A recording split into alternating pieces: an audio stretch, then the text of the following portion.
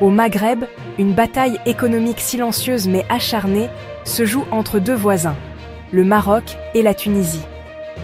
D'un côté, le Maroc attire les géants mondiaux de l'automobile, de l'aéronautique et de la tech.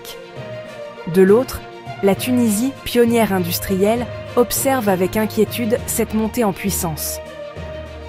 Ce n'est plus une simple compétition, mais une guerre de positionnement pour devenir le hub industriel entre l'Europe et l'Afrique. Les multinationales choisissent déjà leur camp, et leurs radars sont braqués sur le Maroc. Pourquoi? Stabilité politique, infrastructures modernes, zones franches attractives. Chaque nouvelle implantation au Maroc est perçue à Tunis comme une perte d'emploi et de savoir-faire. La question n'est plus de savoir si le Maroc est un concurrent sérieux, mais comment la Tunisie peut encore rivaliser. Plongeons au cœur de cette rivalité qui redessine l'équilibre économique du Maghreb.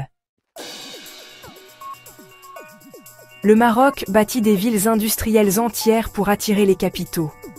Le projet phare, la zone industrielle de Dakhla Atlantique, un port en eau profonde et des milliers d'hectares dédiés à l'industrie.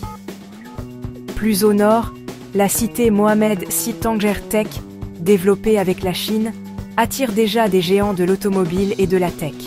Des entreprises comme Gotion High Tech investissent des milliards dans des gigafactories. À Casablanca, la zone de Nouasseur accueille Boeing, Safran, Collins Aerospace. Le Maroc produit désormais des composants de haute technologie grâce à une stratégie de formation et d'incitation fiscale. Chaque zone a sa spécialisation. Automobile à Tanger, aéronautique à Casablanca, agro-industrie à Agadir. Cette approche systématique fait toute la différence avec ses concurrents régionaux. Le principal atout du Maroc, c'est sa stabilité politique et institutionnelle. Les investisseurs y trouvent une visibilité à long terme, soutenue par des stratégies économiques claires. Le pays a investi massivement dans ses infrastructures, Tanger Med, premier port d'Afrique, réseau autoroutier dense, TGV reliant Tanger à Casablanca. Ces infrastructures réduisent coûts et délais logistiques, un argument clé pour l'industrie. Le Maroc bénéficie aussi d'accords de libre-échange avec l'UE, les États-Unis et de nombreux pays africains. Produire au Maroc, c'est accéder facilement à un marché de plus d'1 milliard de consommateurs. Cette offre intégrée explique pourquoi le centre de gravité industriel du Maghreb se déplace vers l'ouest. De plus en plus d'entreprises quittent la Tunisie pour le Maroc. Le textile tunisien perd des commandes au profit de sous-traitants marocains, grâce à la performance logistique de Tanger Med. Les délais de livraison plus courts et les coûts d'exportation réduits séduisent les clients européens. De grandes marques privilégient désormais les usines marocaines pour leur réactivité et leur proximité. Face à cette concurrence accrue, le secteur tunisien peine à moderniser ses infrastructures. Exemple, un grand groupe européen ferme un site en Tunisie et ouvre une unité moderne à Tanger. Les raisons, grève, lourdeurs administratives, retards logistiques en Tunisie, contre-climat social apaisé et procédures simplifiées au Maroc. Même tendance dans l'électronique et le câblage automobile, les investissements s'orientent vers le Maroc. Avec les usines d'assemblage final sur son sol, le Maroc attire toute la chaîne de sous-traitance. Les avantages marocains s'accumulent, tandis que la Tunisie souffre d'instabilité, de bureaucratie et d'infrastructures vieillissantes.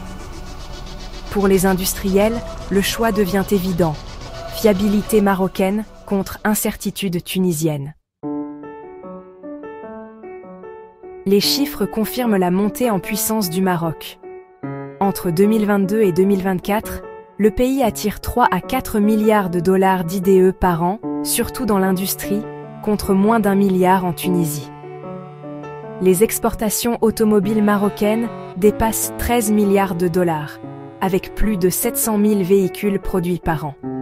La Tunisie, elle, stagne sur les composants et peine à suivre. Les investissements de Renault, Stellantis, Boeing ou Gotion High Tech créent des écosystèmes industriels dynamiques au Maroc. Le plan d'accélération industrielle marocain a généré plus de 500 000 emplois qualifiés. En Tunisie, le secteur industriel peine à créer de nouveaux postes, et le chômage des jeunes diplômés reste élevé. Le Maroc s'impose comme le nouveau leader industriel du Maghreb. La Tunisie tente de réagir avec le plan Tunisie industriel 2035, misant sur l'innovation et la montée en gamme. Elle vise l'industrie pharmaceutique, l'électronique de pointe et l'économie verte, en s'appuyant sur ses ingénieurs. Elle cherche aussi à renforcer ses liens économiques avec la Libye et l'Algérie. Mais la mise en œuvre se heurte à l'instabilité politique chronique depuis 2011, qui paralyse les réformes. Les infrastructures portuaires et routières tunisiennes manquent d'investissement. Le port de Radès est congestionné, et la fuite des talents prive le pays de compétences clés. Sans consensus politique et modernisation, même les meilleures stratégies risquent de rester lettre morte. La Tunisie doit surmonter ces obstacles pour espérer rester dans la course. Le plan Tunisie industrielle 2035 veut miser sur la qualité, l'innovation et la digitalisation. Il propose de créer des pôles de compétitivité thématiques, simplifier l'environnement des affaires et faciliter l'accès au financement. Mais le financement reste incertain, l'État est endetté et les bailleurs de fonds sont prudents. Les industriels tunisiens dénoncent un accès au crédit difficile et une réglementation contraignante. La Tunisie doit stabiliser son cadre politique, moderniser ses infrastructures et retenir ses talents. Chaque retard profite au Maroc, qui avance à marche forcée. La réussite du plan dépendra de la capacité à surmonter ces blocages internes. Le Maroc a pris une avance considérable dans la course industrielle face à la Tunisie. Sa stratégie claire, ses investissements massifs et sa stabilité en font une plateforme industrielle de référence. La Tunisie, à la croisée des chemins, doit choisir, rattraper son retard ou accepter un déclassement progressif. Elle garde des atouts, mais ils s'érodent rapidement. Pour inverser la tendance, il faudra résoudre la crise politique, moderniser les ports et simplifier la bureaucratie. La bataille industrielle entre les deux pays reflète deux trajectoires post-printemps arabe opposées. Si la Tunisie n'agit pas vite, elle risque d'être durablement distancée, avec de lourdes conséquences économiques et sociales. Le duel industriel entre le Maroc et la Tunisie est lancé. Mais qui prendra réellement l'avantage? Votre avis compte. Dites-nous en commentaire si la Tunisie peut encore renverser la tendance.